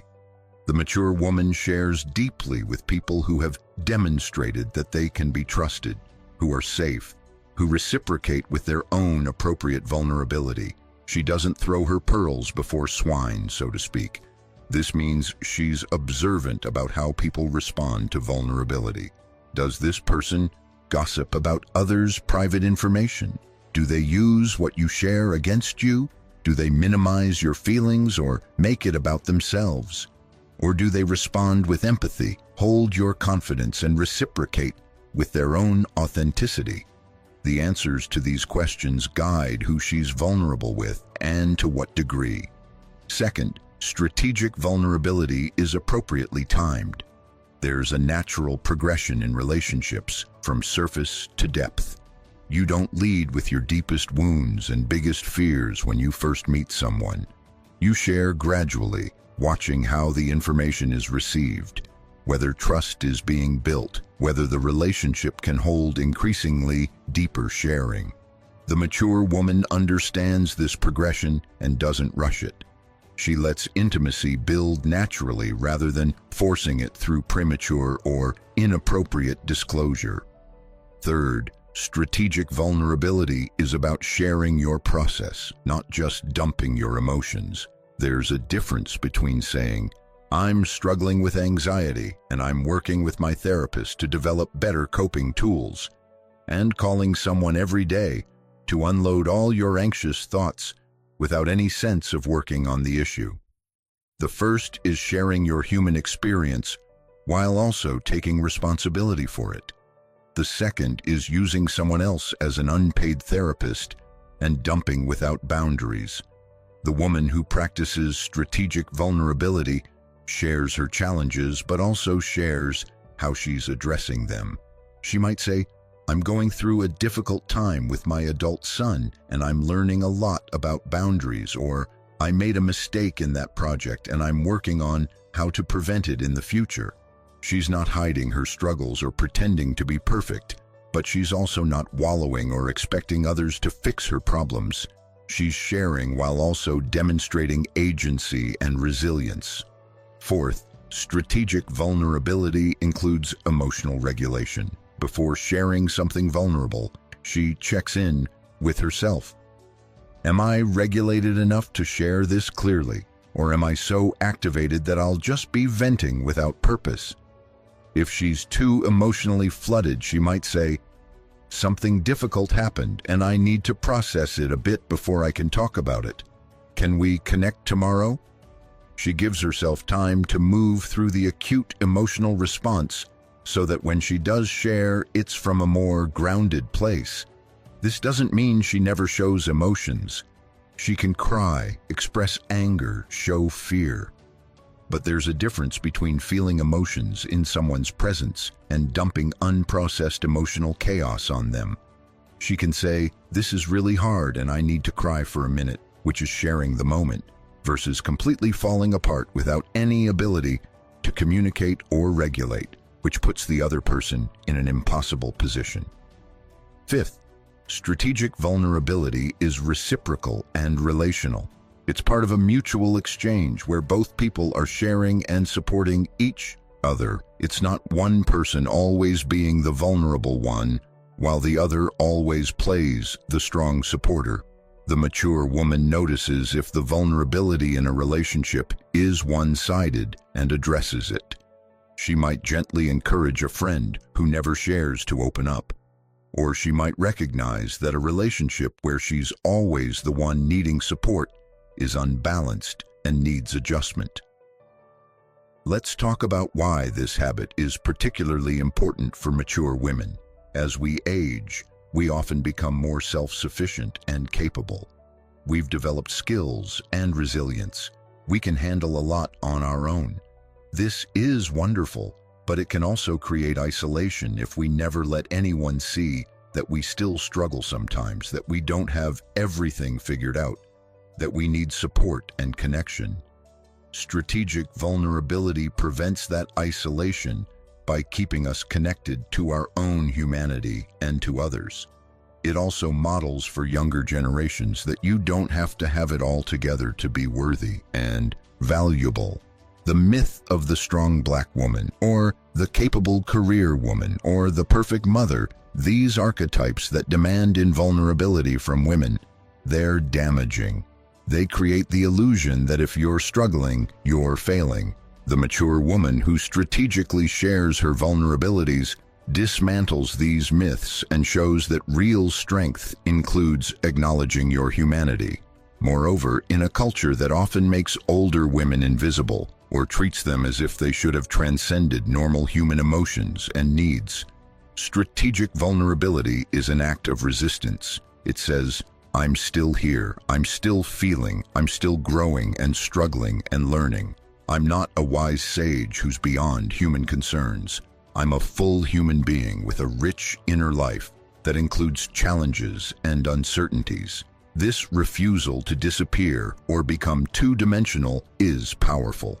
The practice of strategic vulnerability requires developing self-awareness about your emotional state and needs. You need to know when you're seeking genuine connection versus when you're seeking validation, sympathy, or someone to fix your problems. You need to recognize the difference between sharing vulnerably and performing victimhood. This requires honest self-examination and sometimes feedback from trusted others who can point out when your vulnerability is becoming a pattern of neediness.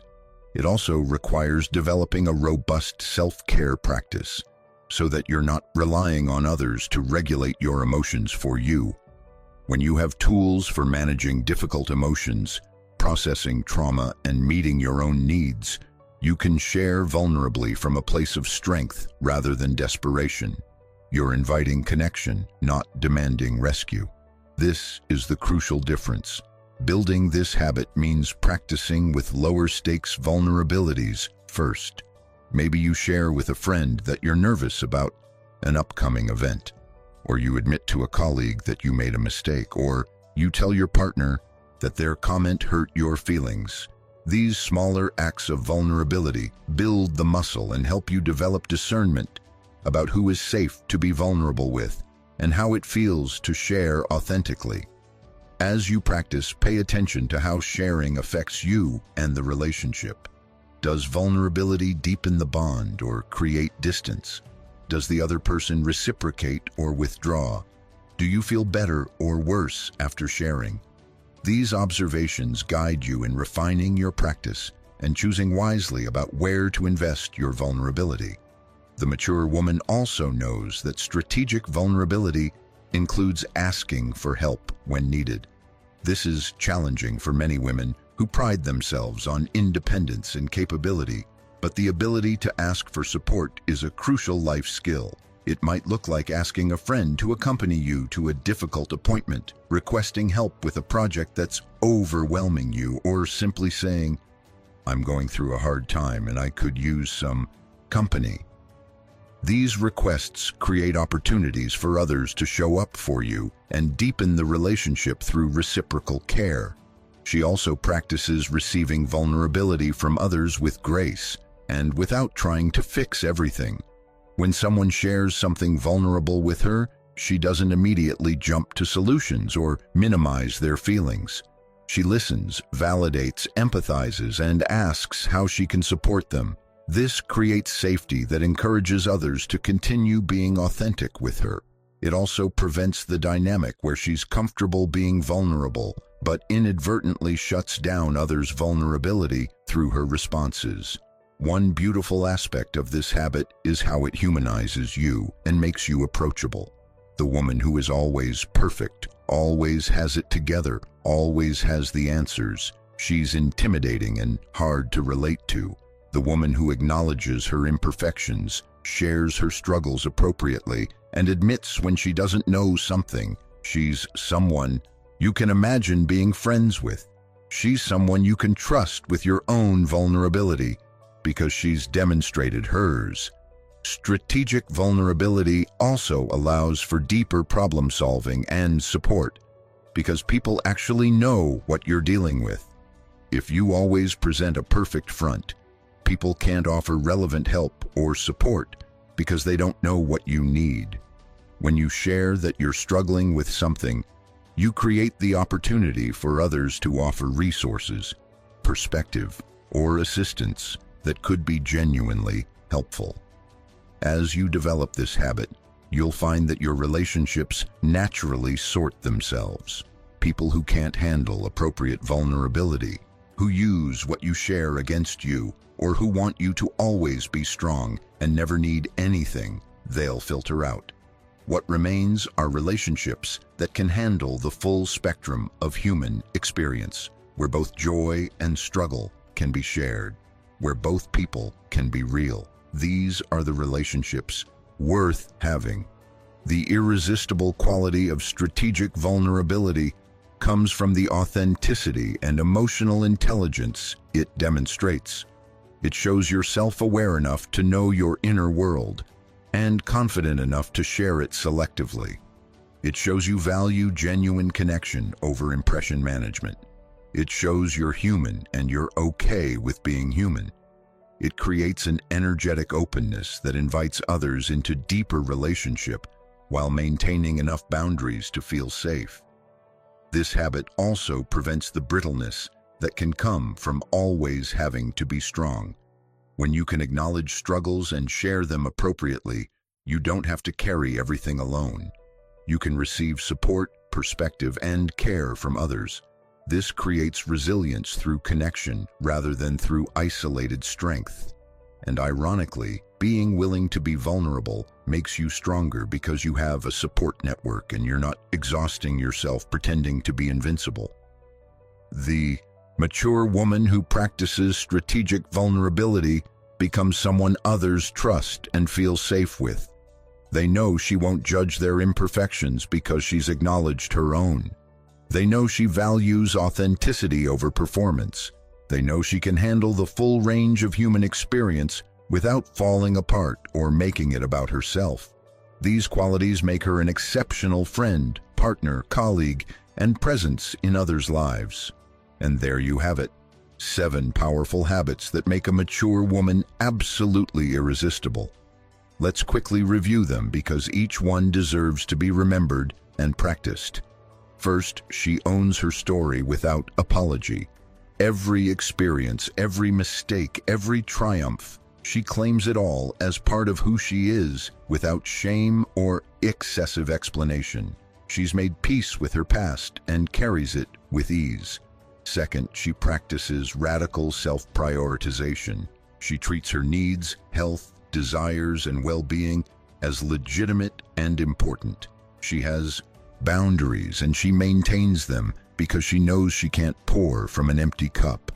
Third, she cultivates genuine curiosity about life and others.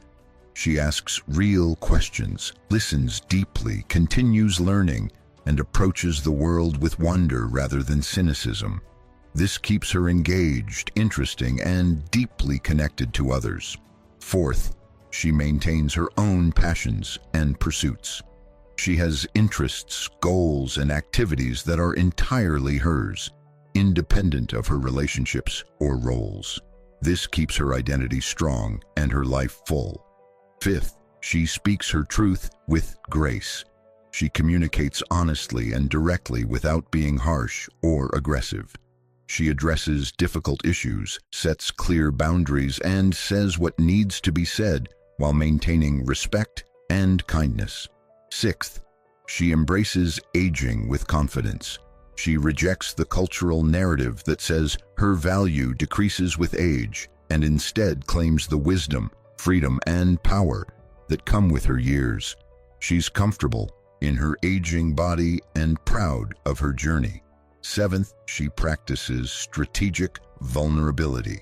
She shares authentically and deeply with people who have earned that trust, creating genuine intimacy while maintaining appropriate boundaries and emotional regulation.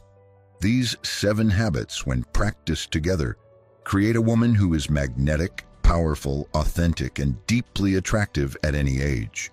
But here's the important thing to understand. These aren't traits you either have or don't have.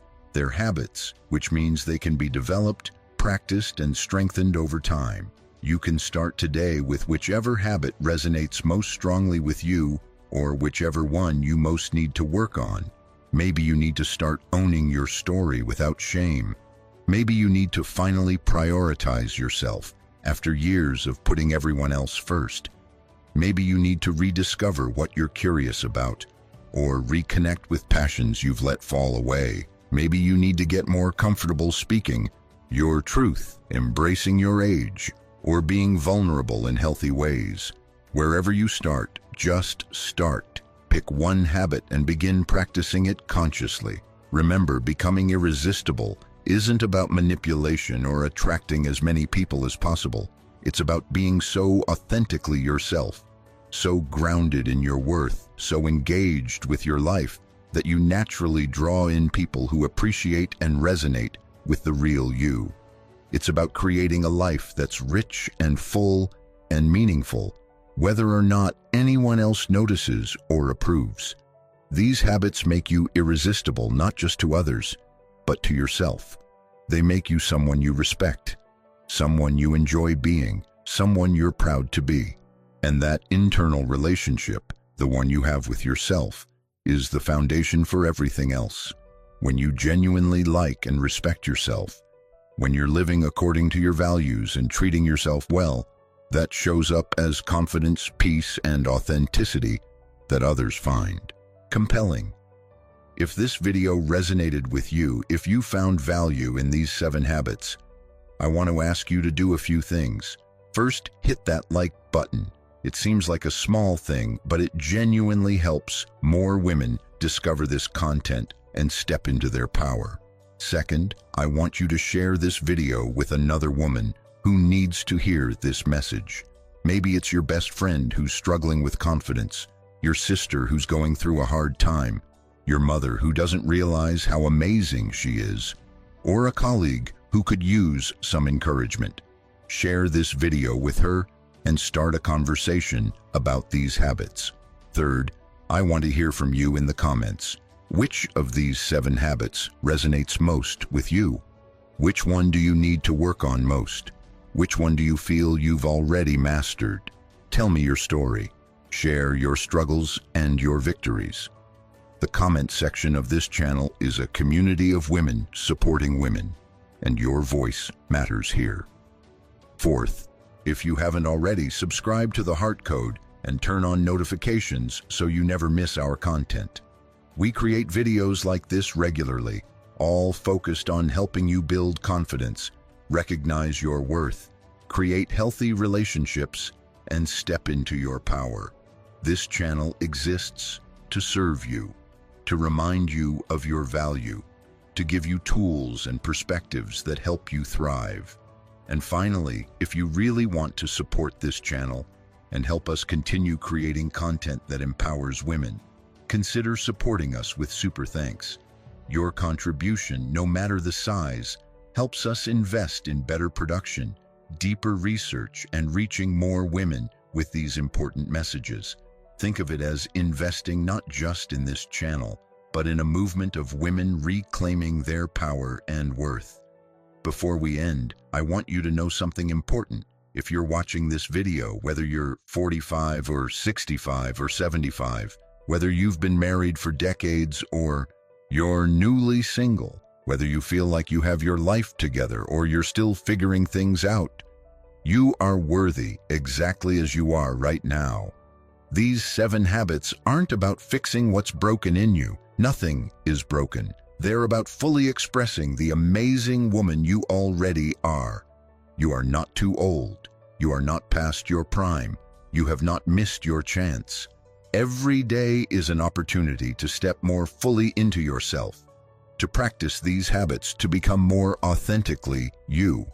The most irresistible thing about you isn't going to be your age, your appearance, your accomplishments, or your relationship status. It's going to be your willingness to be genuinely, courageously, unapologetically yourself. So start today. Pick one of these 7 habits. Think about how you can practice it this week. Maybe it's having one difficult conversation where you speak your truth. Maybe it's setting one boundary you've been avoiding. Maybe it's sharing one piece of your story you usually hide. Maybe it's signing up for that class you've been curious about.